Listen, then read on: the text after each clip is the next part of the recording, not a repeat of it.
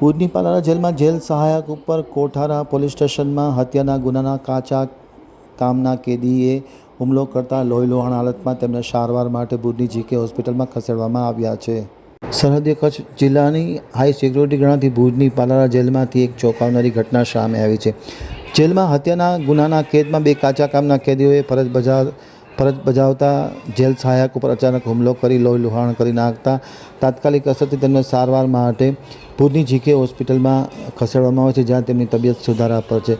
પાલારા જેલના મુખ્ય સર્કલ વિસ્તારમાં આ ઘટના બની છે। જેલ સહાયક પ્રિતેશભાઈ આર વડવિયા જેલના સર્કલમાં પોતાની નિયમિત ફરજ બજાવી હતા, ત્યારે દરમિયાન કોઠારા પોલીસ મથકે નોંધાયેલ એક હત્યાના ગુનામાં આરોપી કેદી સજ્જનસિંહ હરવંતસિંહ રાયસી અને વિજયસિંહ મલકીતસિંહ રાયસીએ અગમ્ય કારણોસર આ જેલના અધિકારી પ્રિતેશભાઈ ઉપર હુમલો કરતા તેમને તાત્કાલિક અસરથી કાનમાં ઈજા પહોંચી હતી અને સારવાર માટે ભુજની જીકે હોસ્પિટલમાં ખસેડવામાં આવ્યા છે, જ્યાં તેમની તબિયત સુધારા ઉપર છે।